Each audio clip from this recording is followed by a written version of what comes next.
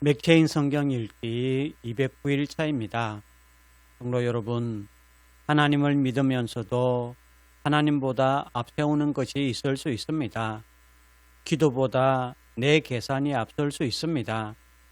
복음보다 내가 익숙하게 지켜온 방식이 앞설 수 있습니다.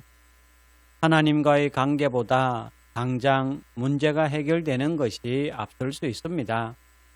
영생보다 돈과 성공과 사람의 인정이 앞설 수 있습니다. 오늘 말씀은 우리에게 묻습니다. 지금 당신의 삶에서 하나님보다 앞서 있는 것은 무엇입니까? 사사기 11장에서 입다는 암몬과의 전쟁을 앞두고 하나님께 서원합니다. 그러나 하나님께서는 입다의 서원 때문에 승리하신 것이 아닙니다. 이미 여호와의 영이 입다에게 임하셨고 승리를 주시는 분은 하나님이셨습니다. 입다는 하나님의 신실하심을 믿기보다 자신의 큰 약속을 앞세웠습니다. 그리고 그 경솔한 소원은 가정에 깊은 슬픔을 남겼습니다. 우리도 하나님께 말할 때가 있습니다. 하나님, 이것만 해결해 주시면 제가 더 충성하겠습니다. 이 기도를 들어주시면 제가 이렇게 하겠습니다. 그러나 믿음은 하나님과 거래하는 것이 아닙니다. 우리가 큰 약속을 해야 하나님께서 움직이시는 것이 아닙니다. 우리의 열심도 하나님의 신실하심보다 앞설 수 없습니다. 사도행전 15장에서는 어떤 사람이 이방인들에게 할례를 받아야 구원받을 수 있다고 가르쳤습니다. 예수님을 믿는 것만으로는 부족하고 자신들이 지켜온 전통을 따라야 한다는 것입니다. 그러나 베드로는 분명하게 선언합니다.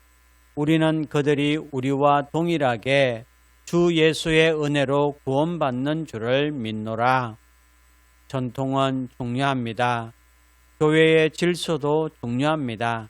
그러나 어떤 전통도 복음보다 앞설 수 없습니다. 복음에 무엇을 더하면 복음이 더 완전해지는 것이 아니라 오히려 복음이 가려집니다. 우리는 행위나 자격으로 구원받는 것이 아니라 오직 예수 그리스도의 은혜로 구원받습니다. 그런데 오늘 더 깊이 살펴야 할 것이 있습니다. 우리는 복음을 믿는다고 말하면서도 실제 삶에서는 복음보다 다른 것을 앞세울 수 있습니다. 예레미야 24장에서 하나님께서는 포로로 끌려간 백성을 좋은 무화과라고 말씀하십니다. 사람의 눈에는 그들이 실패한 것처럼 보였습니다. 그러나 하나님께서는 그들을 다시 돌아오게 하시고 세우겠다고 약속하셨습니다. 그런데 하나님께서 가장 먼저 회복시키신 것은 환경이 아니었습니다.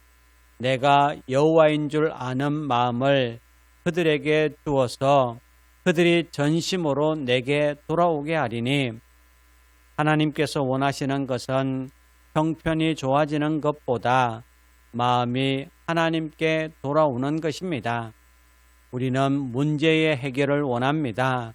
건강이 회복되고 경제적 어려움이 해결되고 관계가 좋아지기를 원합니다. 그러나 상황이 좋아져도 하나님과의 관계가 회복되지 않는다면 그것은 온전한 회복이 아닙니다. 환경의 회복도 주님과의 관계 회복보다 앞설 수 없습니다. 마가복음 10장의 부자 청년은 영생을 얻고 싶어 예수님께 나왔습니다. 그는 계명도 잘 지켰습니다. 그러나 예수님께서 재물을 내려놓고 따르라고 말씀하시자 근심하며 돌아갔습니다. 그는 영생을 원했지만 영생보다 재물을 더 앞세웠습니다. 사랑하는 성도 여러분, 예수님을 따르는 길에서 가장 큰 문제는 아무것도 가지지 못한 것이 아닙니다. 예수님보다 더 귀하게 여기는 것을 붙들고 있는 것입니다. 재물도 성공도, 자녀도, 명예도, 나의 계획도 영생보다 앞설 수 없습니다. 오늘 말씀 앞에서 한 가지를 정직하게 물어야 합니다. 나는 무엇을 얻기 위해 예수님을 따르고 있습니까? 아니면 예수님이 가장 귀하시기 때문에 따르고 있습니까? 나의 열심보다 하나님의 진실하심을 먼저 믿으십시오. 나의 전통보다 복음을 먼저 붙드십시오. 환경의 변화보다 주님과의 관계 회복을 먼저 구하십시오. 재물과 성공보다 영생이신 예수님을 가장 귀하게 여기십시오. 오늘 하나님보다 앞세운 것이 있다면 내려놓으십시오. 그리고 복음을 가장 먼저 붙들고 영생이신 예수님을 끝까지 따르는 성도 여러분 되시기를 주님의 이름으로 축원합니다. 이제 오늘의 성경을 함께 읽겠습니다.